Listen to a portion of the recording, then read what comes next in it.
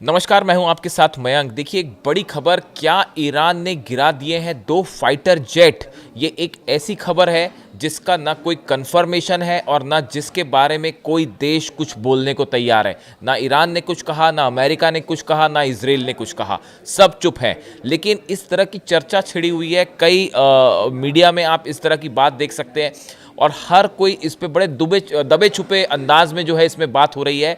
और ये कहा गया कि कल 4 घंटे के लिए जब ईरान ने अपना एयर स्पेस बंद किया था, उस दौरान क्या ईरान की सीमा के करीब 2 जेट मार गिराए गए।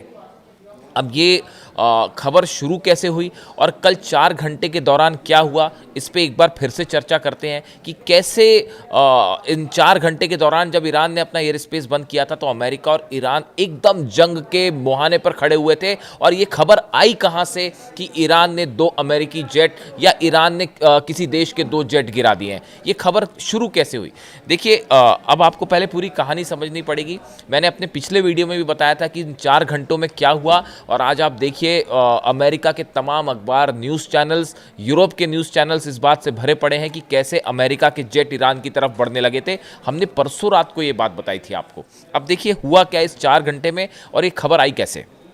बताया ही जाता है कि कल अचानक अमेरिकी जेट्स ने 3 एयर बेसेस से उड़ान भरी थी ईरान पर हमला करने के लिए। और फ्लाइंग उसके जो F-35 जेट्स हैं, F-16 जेट्स हैं, तीनों ने उड़ान भरी। कहाँ से उड़ान भरी?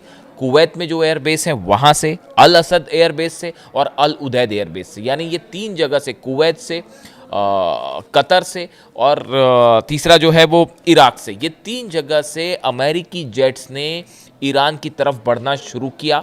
और ये प्लान के तहत था कि ईरान पे बड़े हमले होने हैं और ईरान पर एयर स्ट्राइक करने जा रहे हैं। अमेरिका के प्लेन्स उड़ने शुरू हो जाते हैं। उसके बाद जब वो ईरान की एयर स्पेस के करीब जाते हैं, इसी बीच अचानक डोनाल्ड ट्रंप का आदेश आता है कि ये स्ट्राइक रोक दीजिए। और ये जितने अमेरिकन प्लेन्स उड़ रहे थे, ये सब के सब वापस लौटने शुरू हो जाते हैं। और ये वही टाइम है जैसे ही ये खबर आई कि ईरान की दिशा में अमेरिकी प्लेन्स बढ़ने शुरू हो गए हैं, ईरान ने फ़ौरन अपना एयर स्पेस बंद कर दिया। करीब 4 घंटे तक कल आपने नोटिस किया होगा ईरान का एयर स्पेस बंद था, जिसकी बड़ी चर्चा हुई। और उस 4 घंटे के बाद अचानक वो एयर स्पेस खोल दिया गया। देखिए, ये बड़ा नोटिसेबल होता है। जो वॉर इंडस्ट्री होती है वो हर चीज़ को बड़ी माइन्यूटली फॉलो करती है। मैंने भी हर चीज़ को बड़ी माइन्यूटली फॉलो किया कि 4 घंटे में क्या हुआ। अब ये खबर तो कंफर्म है साहब कि ये 3 जगह से अमेरिकी जेट्स उड़े थे ईरान पर एयर स्ट्राइक करने के लिए। ट्रंप ने एंड टाइम पे आदेश दिया और वो वापस लौट गए। अब देखिए हुआ क्या, आखिर ये ट्रंप ने आदेश क्यों दिया। अब इसी बीच खबरें ये आने लगी कई जगह से, जो है इस तरह की चर्चाएं। मेरे पास कल कई लोगों के फ़ोन आए कि क्या वाकई ऐसा है। और कई सारे इस तरह की जो है वेबसाइट्स पे इस तरह की बातें आई सामने कि ऐसा बताया जा रहा है कि ईरान के बॉर्डर पर, जो कि इराक से लगता है, वहाँ पे कल 2 प्लेन्स गिराए गए हैं। अब ये 2 प्लेन किस देश के हैं नहीं पता। क्या प्लेन वाकई गिरे हैं, इस बारे में कोई कंफर्मेशन नहीं है। किस देश के प्लेन गिराए गए, इस बारे में भी कोई कंफर्मेशन नहीं है। क्या ईरान ने अमेरिका के कोई जेट या इजराइल के कोई जेट या किसी अरब कंट्री का कोई जेट जो है वो मार गिराया है, कोई जानकारी नहीं है। ये जेट गिरे, क्या ये ईरान के जेट थे, इस बारे में भी कोई जानकारी नहीं है।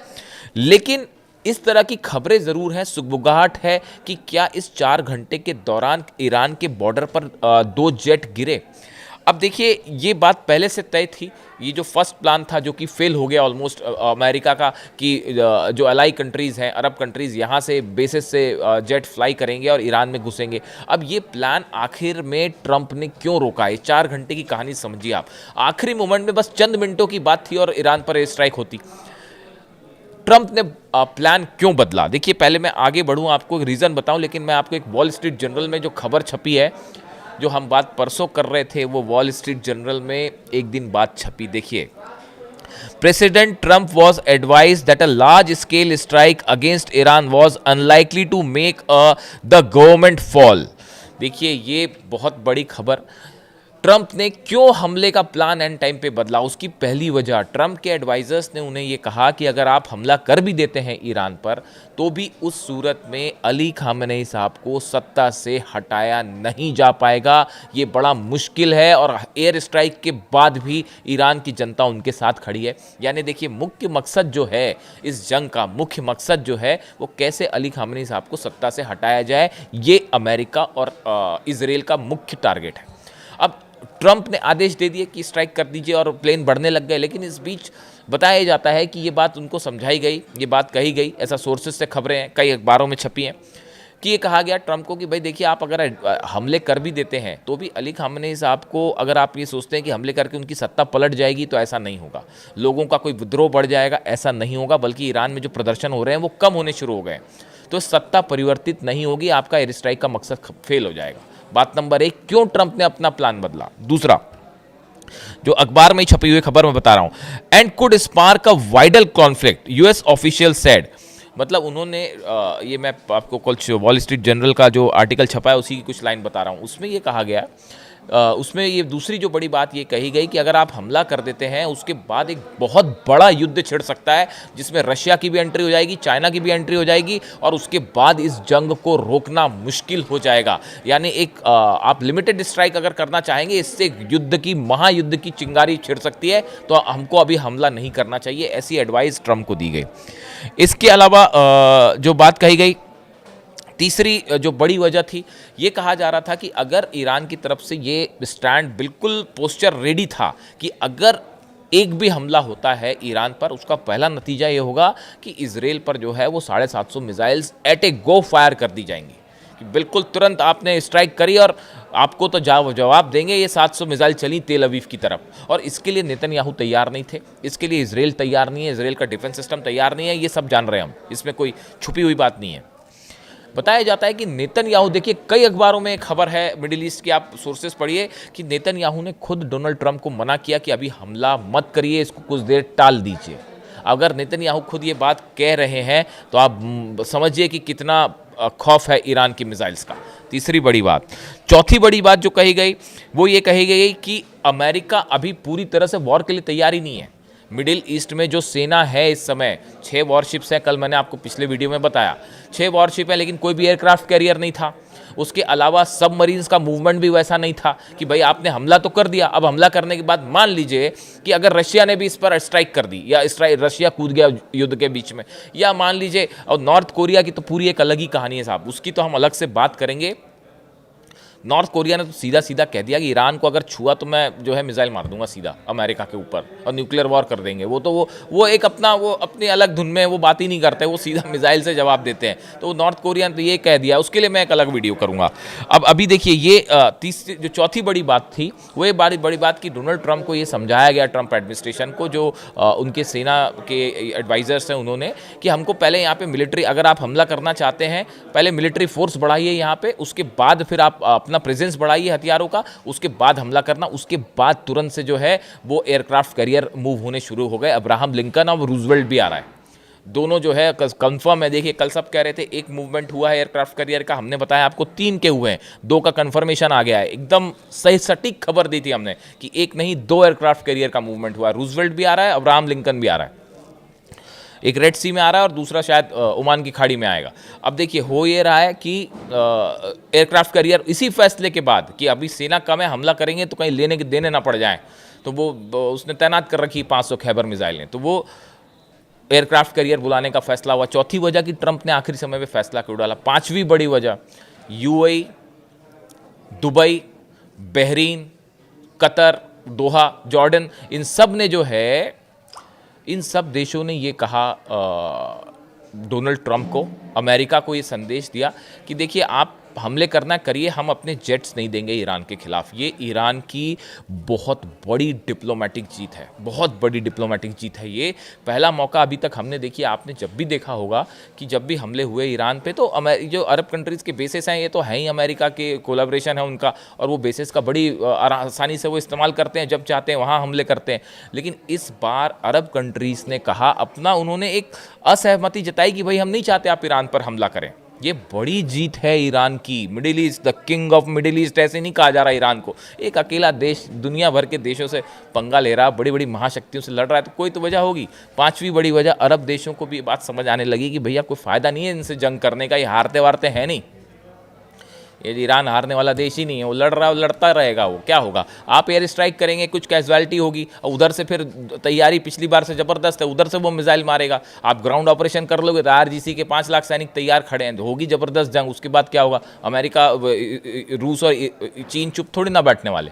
तो ये हालात बिगड़ जाएंगे। ये बात समझाई गई डोनाल्ड ट्रंप को कि अरब देश भी इसके लिए राज़ी नहीं है, इसराइल भी अभी पूरी तरह से तैयार नहीं है। तो ये 5-6 बड़ी वजह, और सबसे बड़ी वजह, छठी वजह, ये जो खबरें आई खैबर मिसाइल्स वाली, ये एक्चुअली कंफर्म हो गई खबरें कि बड़ी सारी मिसाइल्स जो हैं वो अमेरिका के इन देशों में जितने बेसेस हैं सब पे तैनात हैं, पिन पॉइंटेड, कि आपने हमला किया और ये मिसाइल चली अल उदैद बेस, ये चली अल असद बेस, और ये जो है चली कुवैत। तो अब ऐसे में ये है समस्या कि भाई इन सब देशों के क्या मिसाइल डिफेंस सिस्टम एक्टिव हैं, कोऑर्डिनेटेड पोर्शन।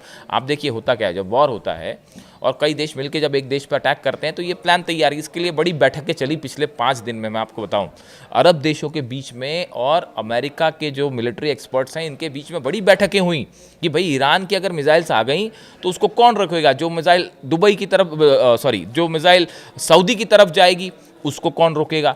जो मिसाइल जो है वो अल उदैद बेस की तरफ जाएगी उसको कैसे जाम करना है। इराक पर मिसाइल गिरेगी उसको कैसे जाम करना है बेस पे। इसराइल की तरफ जाएंगी उसको कैसे जाम करना है। तो बात ये निकल के आई कि भैया ये तो बड़ा मुश्किल हो जाएगा कि अगर मिसाइल्स नहीं रोकी गई तो आप देखिए पिछली बार वो अल उदैद एयरबेस पर गिरी ना आखिर मिसाइल्स, ईरान की अमेरिकन बेसिस पे गिरी मिसाइल, और वो पहले कहा गया कुछ नहीं हुआ कुछ नहीं हुआ, बाद में पता चला पूरा कम्युनिकेशन सेंटर ही उड़ा दिया था उन्होंने।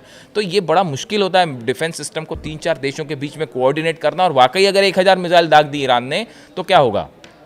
ये बात समझाने के बाद ये सब चीज़ों का आकलन किया गया और उसके बाद ये कहा गया कि ये तय हुआ कि नहीं अभी हमला मत करिए वरना मुश्किल हो सकती है। इसीलिए जेट्स वापस लौटे अमेरिका की। ये है वो 4 घंटे की कहानी जो आपको कहीं कुछ चीज़ें जो लिखी मिली हैं कि ये बात तो कई जगह सामने आ गई हैं कि जैसे ये अमेरिकी अखबारों में ही छप गया है कि भाई क्यों स्ट्राइक रोकी। अमेरिका के अखबारों में the US need more military fire power in middle east, vote to launch a large scale strike and protect American forces. ये भी सब खबरें छपी हुई हैं कि भाई अमेरिका को ये कहा गया डोनाल्ड ट्रंप को कि आपको अपने सैनिकों को बचाना है तो अभी स्ट्राइक मत करिए, पहले और सेना बुलाइए।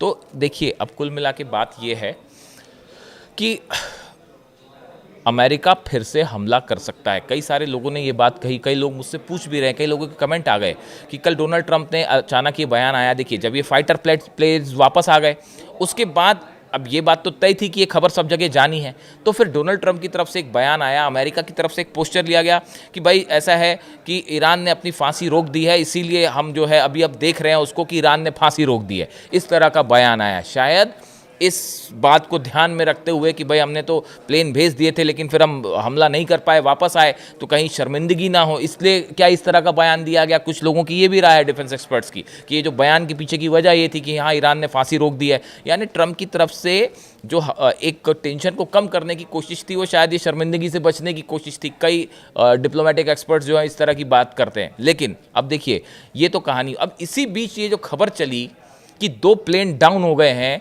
और क्या ईरान ने 2 प्लेन मार गिराए, ये कई सारी चीज़ें इसमें कोरिलेट करने वाली बात भी है कि S-400 सिस्टम ईरान ने कहा था हम टेस्ट करेंगे, उसी दौरान ये एयर स्पेस बंद भी हुआ। लेकिन ये प्लेन गिरने वाली बात जो है सिर्फ चर्चा में ही रही, इसका कहीं से कोई कंफर्मेशन नहीं है, लेकिन चर्चा में है। जहां आग होती है धुआं वहीं होता है। तो ये 4 घंटे की कहानी, ये मिडिल ईस्ट के इतिहास की वॉर के जो हिस्ट्री जब भी लिखी जाएगी उसमें बेहद इंटरेस्टिंग होंगे ये 4 घंटे की कहानी। और देखिए एक बात और समझिए, ईरान का जो न्यूक्लियर प्रोग्राम है वो हमेशा एक मुद्दा है, था और रहेगा, और अमेरिका वापस हमला कर सकता है। अगर आप ये सोचते हैं कि अमेरिका ने अपने हमले का प्लान बदल दिया है हमेशा के लिए, अभी कैंसिल किया है, लेकिन अमेरिका फिर हमला कर सकता है और ईरान इसके लिए पूरी तरह से तैयार है।